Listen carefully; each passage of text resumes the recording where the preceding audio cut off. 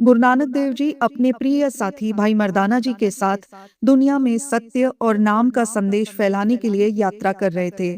चलते चलते वे उत्तर के ऊंचे पहाड़ों में पहुंचे।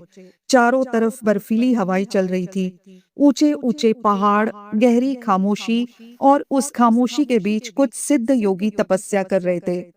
उन योगियों को अपनी तपस्या और सिद्धियों पर बहुत घमंड था। लोग दूर दूर से उनके चमत्कार देखने आते थे। जब योगियों ने गुरु नानक देव जी को देखा तो उनमें से एक योगी बोला, तुम कौन हो? गुरु नानक देव जी मुस्कुराकर कहने लगे, हम तो बस उस एक परमात्मा के सेवक हैं। योगियों ने पूछा, अगर तुम सच में प्रभु को जानते हो तो संसार क्यों नहीं छोड़ा?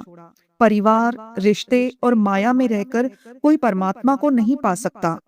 ये सुनकर गुरु नानक देव जी शांत रहे। उनके चेहरे पर जरा भी क्रोध नहीं था।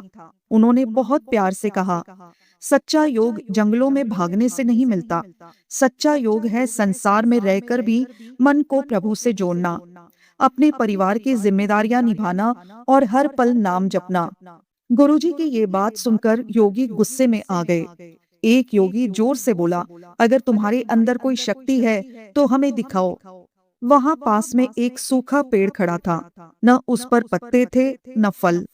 योगियों ने हंसते हुए कहा, अगर तुम सच्चे संत हो तो इस सूखे पेड़ से मीठे फल निकलवा कर दिखाओ। यह सब सुनकर थोड़ा चिंतित हो गए, लेकिन गुरु नानक देव जी बिल्कुल शांत थे। उन्होंने धीरे से भाई मर्दाना जी की तरफ देखा और कहा, भाई मर्दाना, जाओ उस पेड़ को हिला दो। भाई मर्दाना जी ने गुरु जी के आदेश को सिर झुकाकर स्वीकार किया। वे धीरे धीरे उस सूखे पेड़ के पास गए और जैसे ही उन्होंने पेड़ को हिलाया, अचानक एक चमत्कार हुआ। सूखे पेड़ से मीठे फल गिरने लगे। चारों तरफ खुशबू फैल गई। योगियों की आंखें खुली की खुली रह गई। जिस पेड़ को वह मृत समझ रहे थे, उसमें जीवन आ गया था। सभी योगी हैरान होकर गुरु नानक देव जी के चरणों में गिर पड़े। उन्होंने हाथ जोड़कर कहा, हमें माफ कर दीजिए, हम अपने अहंकार में अंधे हो गए थे। गुरु नानक देव जी ने उन्हें उठाया और बड़े प्रेम से कहा, चमत्कार में शक्ति नहीं होती, असली शक्ति विनम्रता, सेवा और नाम में होती है।